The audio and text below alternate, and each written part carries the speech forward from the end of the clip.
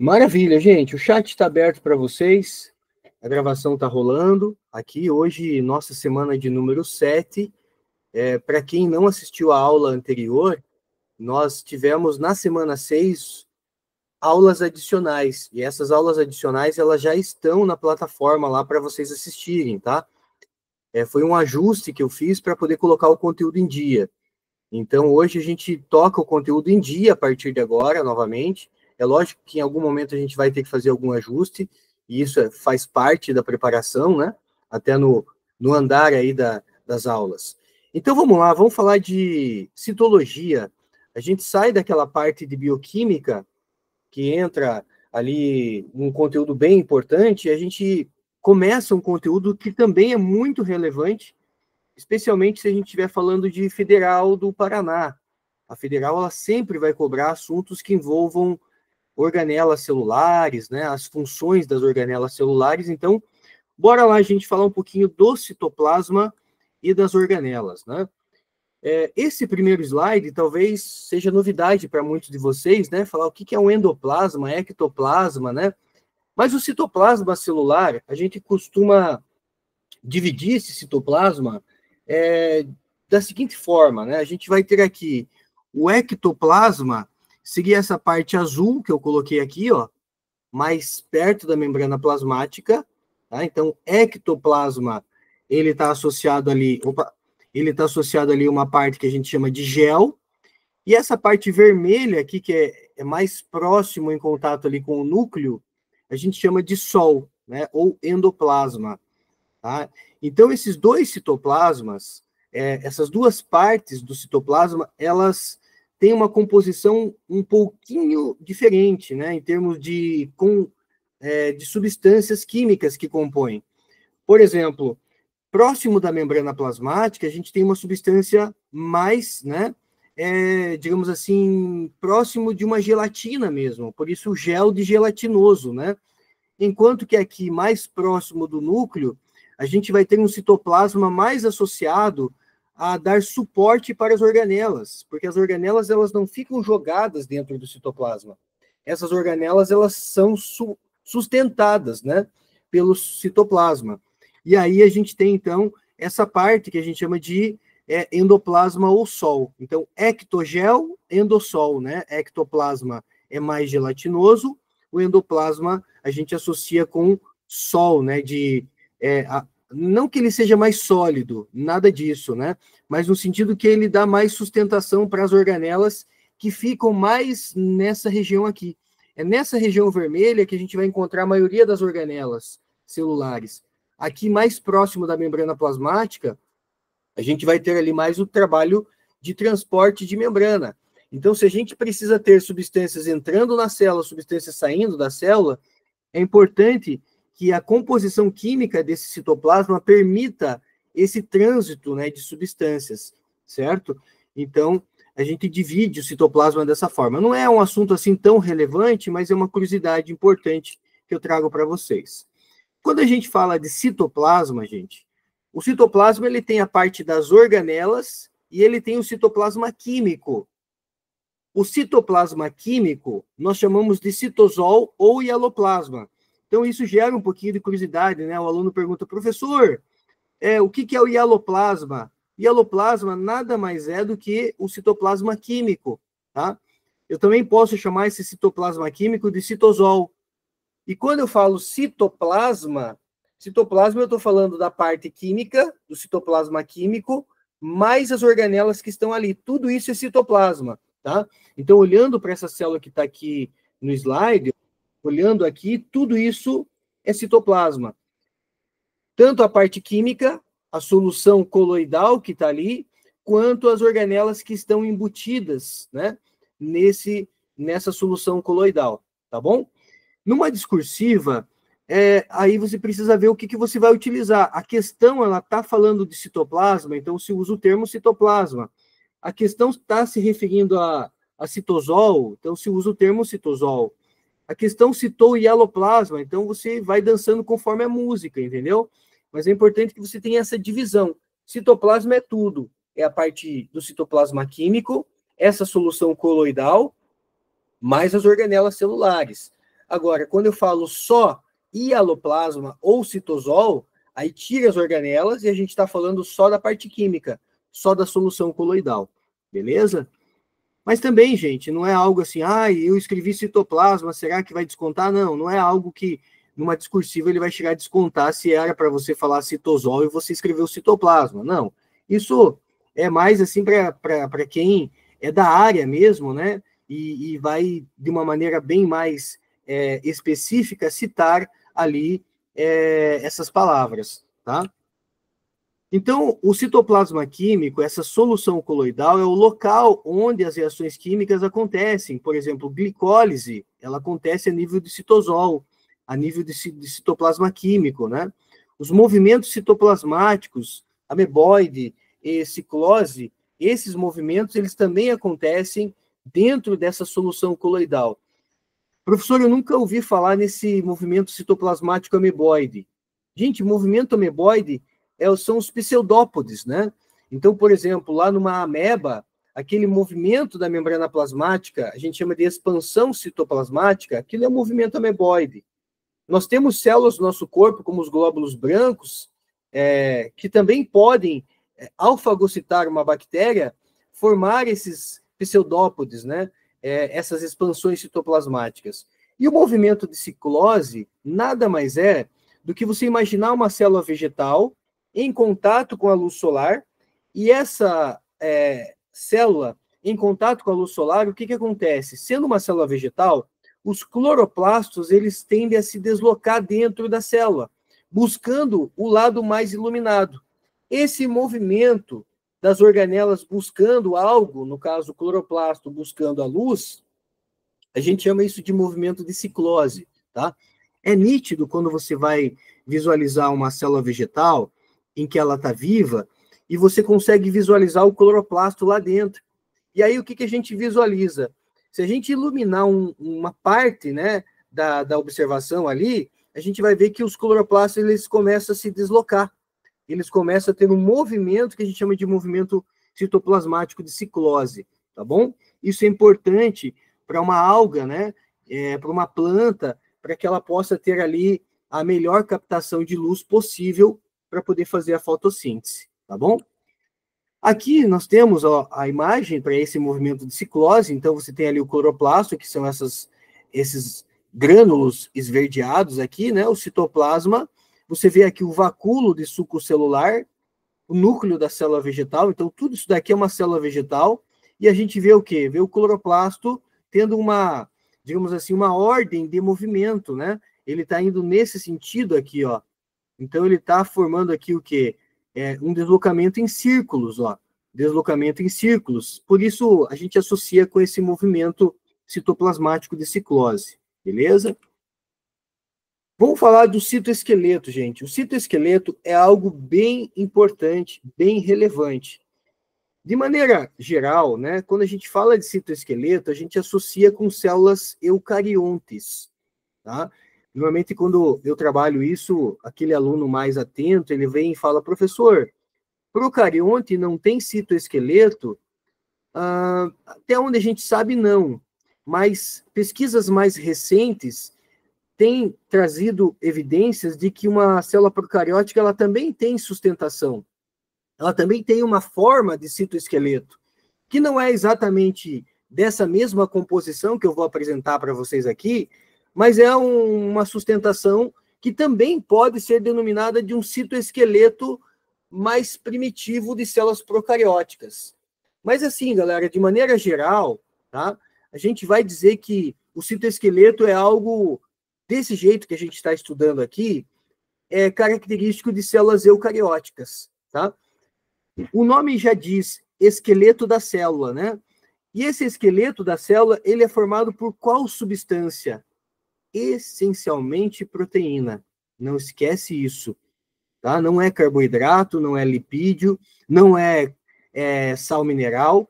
O citoesqueleto da célula, o que sustenta a célula, o que garante o movimento ameboide, o que garante o movimento de ciclose, o que garante esses pseudópodes, é o fato da célula ter citoesqueleto, gente. Então, o citoesqueleto, ele sustenta a célula, O citoesqueleto ele garante sustentação de organelas, o citoesqueleto ele garante movimentos ameboides, expansões citoplasmáticas. Por quê? Porque ele tem proteínas contráteis, como no caso a actina. Tá? Então tem aqui, ó, filamentos de actina. Filamento de actina, gente, ele é importante para a contração muscular. Mas e no citoesqueleto? No citoesqueleto ele vai ter uma contração da célula, tá? Não sei se vocês têm essa informação, mas uma célula, quando ela chega em telófase, durante a mitose, né, ou durante uma meiose, se a gente estiver falando de uma célula animal, o que que acontece? Vai acontecer ali um estrangulamento da célula, né, até que ela se divida em duas. Esse movimento em direção ao centro, pegando uma célula e dividindo em duas, nós denominamos de citocinese centrípeta. Esse estrangulamento da célula, quem faz é o citoesqueleto, gente, a partir dos filamentos de actina. Eu tenho aqui um elástico, ó. Então imagine que esse elástico é um filamento de actina. E conforme eu vou enrolando esse elástico aqui nos meus dedos, ó, ele vai fazendo cada vez mais força. E vai fazendo cada vez mais força, ele vai estrangulando os meus dedos. É assim que acontece a citocinese centrípeta. A actina ela vai se enrolando, como se fosse um elástico, né? E ela vai causando ali a contração, contração, contração, até que a célula se divide em duas, tá? Mas não é só a actina que nós encontramos no citoesqueleto. Nós encontramos também microtúbulos de tubulina, que também é uma substância proteica, e os filamentos intermediários, tá? Esses filamentos intermediários também são formados por proteínas. Então, veja, o citoesqueleto, ele é formado por proteínas. Cuidado com pegadinha em relação ao citoesqueleto. E quais são as funções do citoesqueleto? Função sustentar a célula, é o esqueleto da célula, garantir movimentos de expansões citoplasmáticas, garantir movimento de ciclose, no caso de células vegetais, e também sustentação de organelas, tá? Isso é dessa forma que eu estou apresentando para vocês aqui, nós só vemos em células eucarióticas, tá?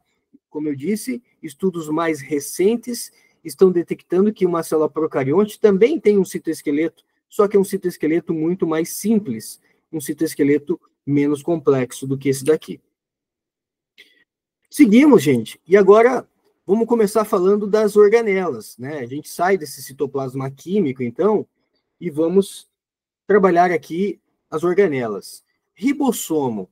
O ribossomo, gente, ele é uma organela pequena quando a gente compara com outras organelas, como o complexo de Golgi, mitocôndria, né? Mas é uma organela fundamental para a vida. Não sei se você já parou para pensar, mas qual é a organela que todo ser vivo tem? Todo ser vivo tem ribossomo. Uma bactéria tem ribossomo, um fungo, né? Mesmo que ele seja unicelular, ele precisa de ribossomo. Porque a partir dos ribossomos que nós temos ali a síntese proteica, a produção de proteínas, tá? Uma coisa que você tem que saber é que existem dois tipos de ribossomos. Existem ribossomos que eles são de procariontes, então você tem lá ribossomo de procarionte. O ribossomo de procarionte, ele é um ribossomo 70S. Enquanto que o ribossomo de eucariontes, que é o nosso caso, né? Nós somos seres eucariontes, é um ribossomo 80S. Giovanni, o que é esse S? Esse S é uma unidade de ribossomo, tá? É um coeficiente de sedimentação. E nada mais é, gente, resumindo, né, a história, do que determinar o tamanho do ribossomo. Ribossomo 70S é um ribossomo menor, ribossomo 80S é um ribossomo maior. Mas esse S ele tem um nome, né? Ele vem de Svedberg, né? Em homenagem a um cientista. Svedberg significa o quê? Unidade ribossomal, o tamanho do ribossomo. Se uma célula eucariótica ela é maior, pelo menos 4 ou 5 vezes maior do que uma célula procariótica, ela precisa ter ribossomos maiores, né? Então, o ribossomo dos eucariontes é um ribossomo 80S. Esses ribossomos, eles podem estar livres no citoplasma ou associados às membranas, no caso do retículo endoplasmático rugoso. O retículo endoplasmático rugoso, ele nada mais é do que um retículo liso, né? Só que com grânulos, com ribossomos, né?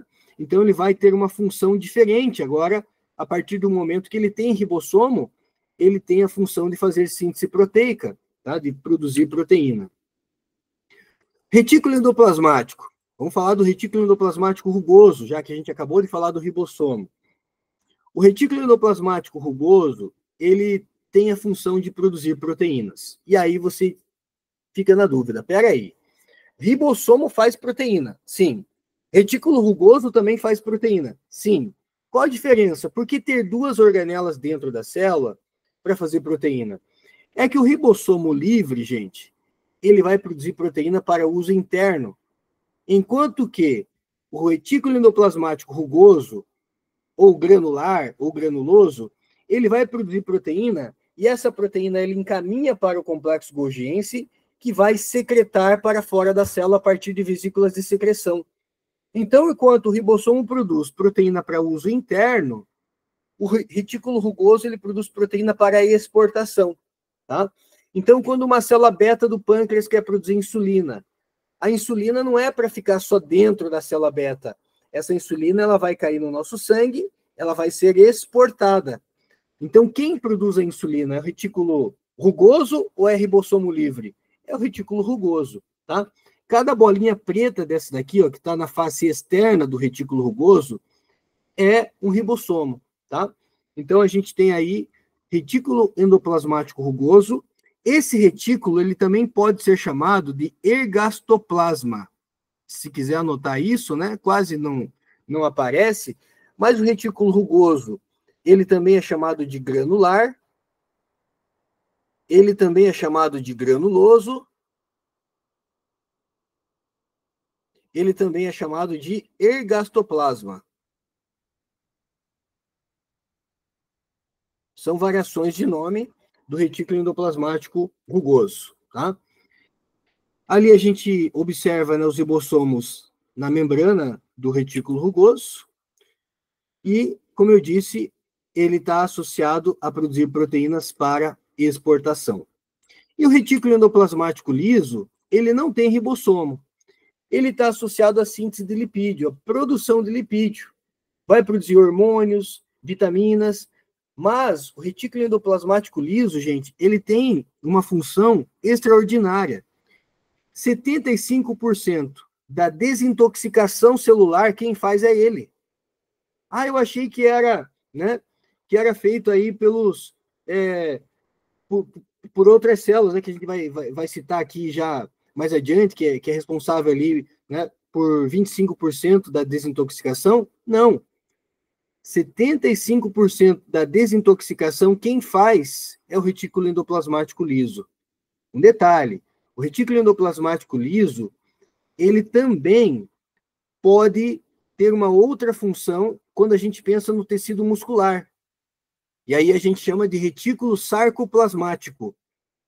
O retículo endoplasmático liso, além de fazer síntese de lipídio, além de fazer detoxificação, que é desintoxicação, ele também armazena cálcio. E essa função ele faz onde? No tecido muscular, tá?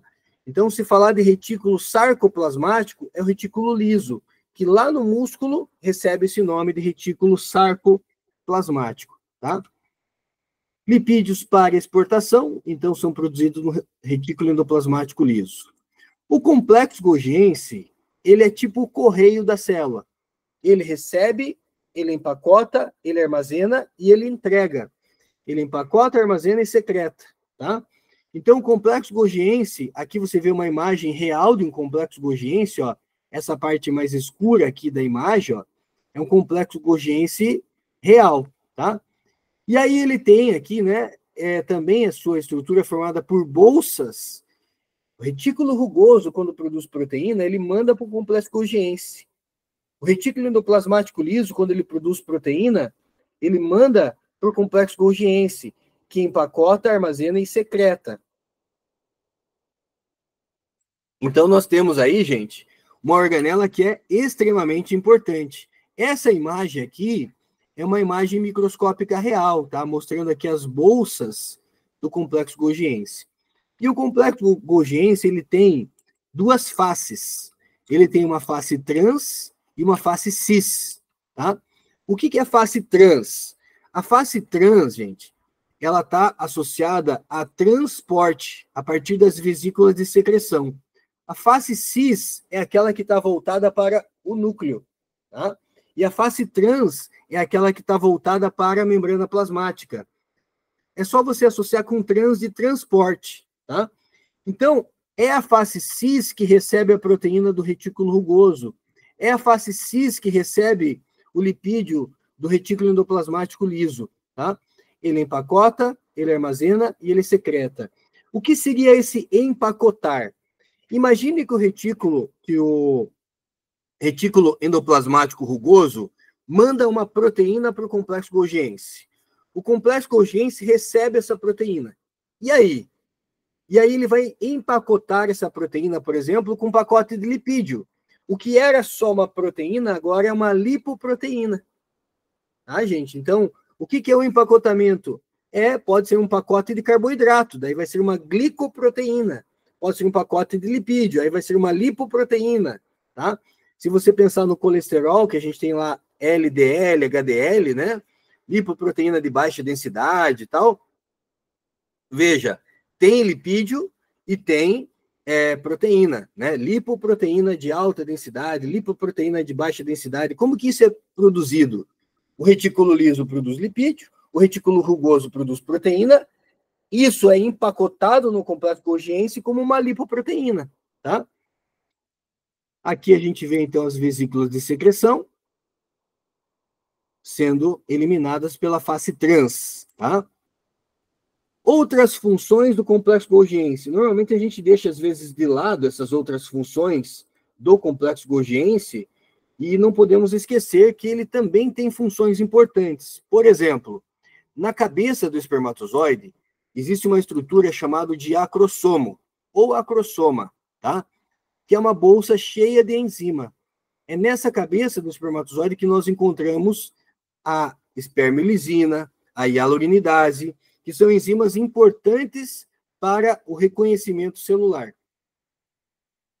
Então, quem forma o acrossomo? Complexo golgiense. Quem forma a lamela média nas células vegetais é o complexo golgiense. Giovanni, eu não lembro o que é a lamela média. Gente, antes de dividir uma célula vegetal em duas, ele vai formando uma lamela, que é uma divisão parcial aqui, né? Essa divisão parcial nós denominamos de lamela média.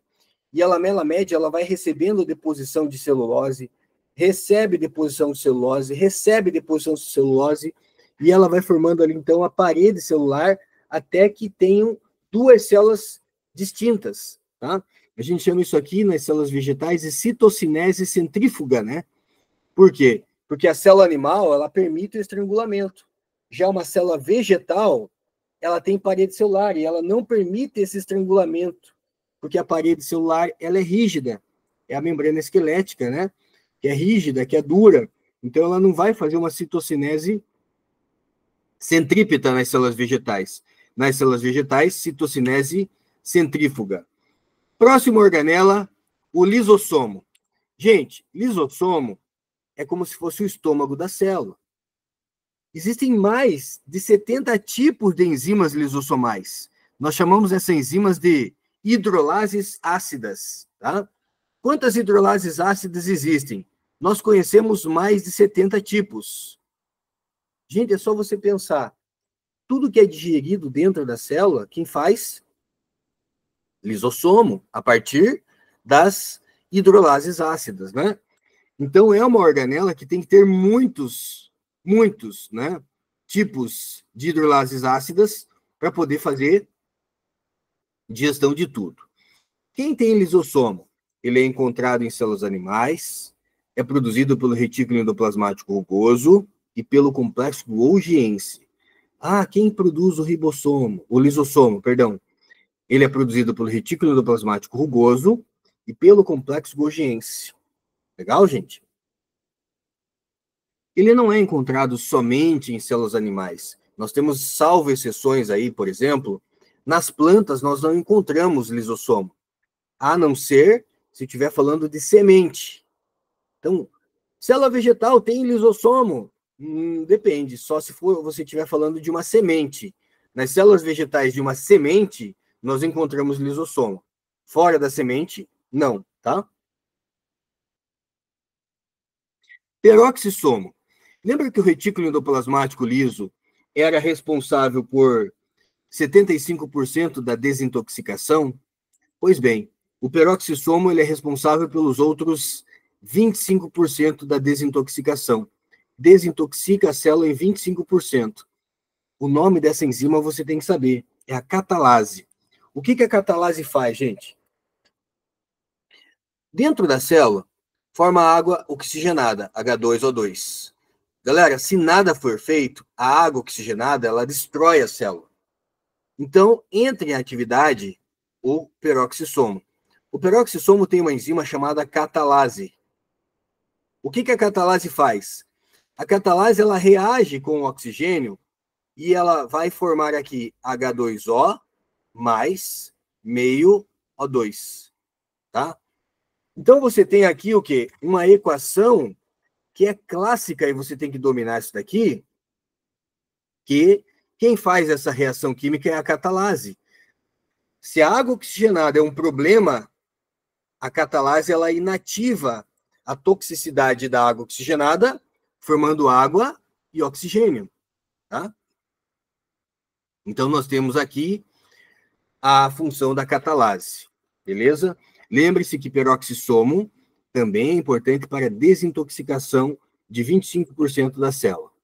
Na arquitetura celular, quando a gente fala do citoesqueleto, o citoesqueleto, gente, lembra que tem microtúbulos de tubulina? Quando você tem só os microtúbulos de tubulina, é uma coisa. Quando você tem microtúbulos de tubulina mais filamentos de actina, mais filamentos intermediários, a gente tem o citoesqueleto completo. Mas quando eu tenho microtúbulos de tubulina organizado em 9 trincas, ó, aqui uma trinca, 2, 3, 4, 5, 6, 7, 8, 9. Galera, quando você vê 9 trincas de microtúbulos, vou escrever aqui, 9 trincas de microtúbulos. Quando você vê 9 trincas de microtúbulos de tubulina,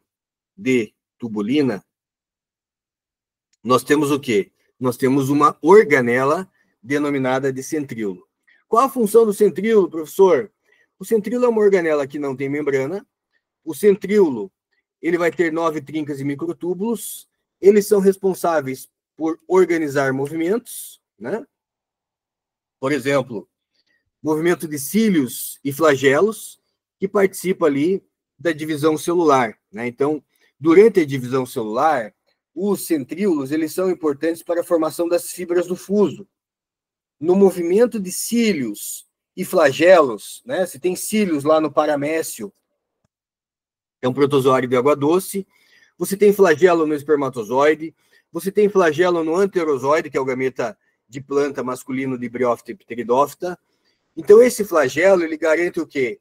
Ele garante movimento, tá? Então, é importante que esses seres, eles tenham aí, né, cílios e flagelos para se locomover. E quem garante essa locomoção são os centríolos. Mitocôndria. A mitocôndria é a central energética da célula. Ela garante a possibilidade de uma grande produção de ATP, né? Então, a gente tem aqui respiração aeróbica e produção de ATP. Vamos lembrar que a mitocôndria é uma organela que tem membrana dupla, tem a parte das cristas mitocondriais e tem a parte da matriz mitocondrial, que é a meiuca da mitocôndria, né? É uma organela que tem DNA próprio, um DNA, gente, com 37 genes, tá? É um DNA circular, pequenininho, com 37 genes, tá? E possui ribossomo próprio. Esse ribossomo, curiosamente, é o ribossomo 70S, remetendo que as mitocôndrias têm o mesmo ribossomo das bactérias. Cara, se mitocôndria tem mesmo ribossomo de bactéria, será que mitocôndria não é uma bactéria? É daí que vem a famosa teoria endossimbiótica, que afirma que as mitocôndrias já foram bactérias no passado e hoje vivem em simbiose com as células de organismos que respiram aerobicamente, tá? E aí nós terminamos aqui com a parte das organelas, com a primeira aula nossa, falando do cloroplasto. O cloroplasto, gente, ele está associado ali à síntese de ATP, tem a fase clara que produz ATP, para que a fase escura possa produzir açúcar. Só que a fase escura sozinha, ela não produz açúcar. Isso é falso. Por quê? Porque a fase escura, ela depende da fase clara, que vai captar água, produzir ATP, captar luz, né? Então, o cloroplasto, função, fotossíntese, tá? Você pode simplificar dessa maneira. Beleza? Fui bem pontual hoje, né? Fui bem pontual aqui hoje. Na nossa primeira aula, então, foi, tá? Vou fazer um intervalinho, gente, de 5 minutos e a gente volta, tá? 14h31, 14h36 a gente volta. Dá tempo de você pegar uma água aí.